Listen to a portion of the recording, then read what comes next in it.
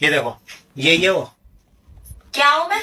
मेरा सुकून छीनने वाली।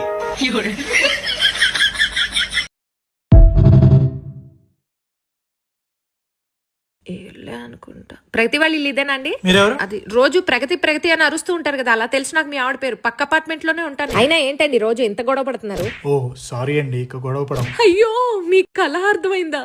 దయచేసి గొడవ పడండి. మీరు గొడవ పడకపోతే మాలాంటి వాళ్ళ మెంటల్ స్టేటస్ ఏమైపోతుందో అర్థం చేసుకోండి.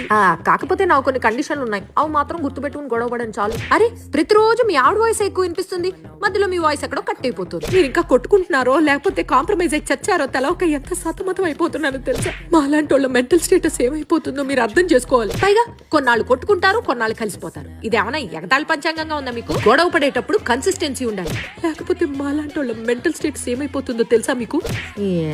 గొడవ మంచి రసపట్లో ఉన్న టైంలో పిల్లల ముందు వద్దులే ప్రగతి, నీకెందుకయ్యా? నీకు పిల్లలంత ఇబ్బందిగా ఉంటే మా ఇంటికి పంపించి గొడవ కంటిన్యూ చేయాలి, లేకపోతే మాలాంటోళ్ళ మెంటల్ స్టేటస్ ఏమైపోతుందో తెలుసా నీకు? అసలు మొన్నటికి మొన్న మీ ఆవిడ పుట్టింటికి వెళ్తానా అని ఇంత గొంతేసుకుని అరిచింది. సూట్ కేసు సత్తుకుని కిందకు వస్తుందేమో అని బాల్కనీలో 3 రోజులు ఎదురు చూసాను తెలుసా?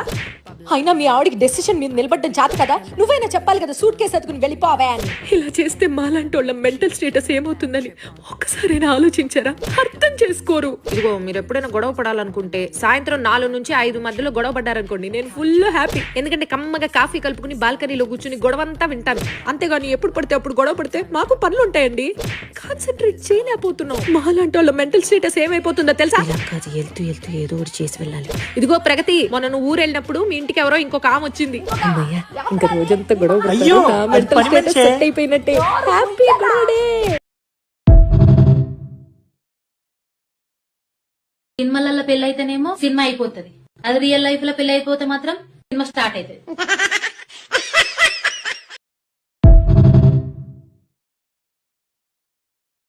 What on Indian TV serials? 5% story, 25% ads, 20% crying, and 50% dhum tanana dhum tanana dhum tanana dhum tanana.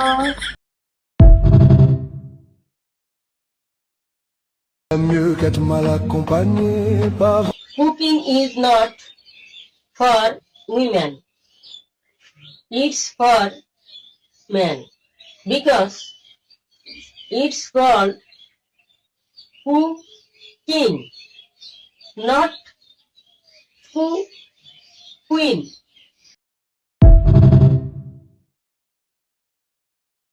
ఇంగ్లీష్లో మాట్లాడితే ఎంత టైం వేస్ట్ కదా. ఏమన్నా అర్థం కాకుంటే I didn't understand, can you please explain it again అనాలి.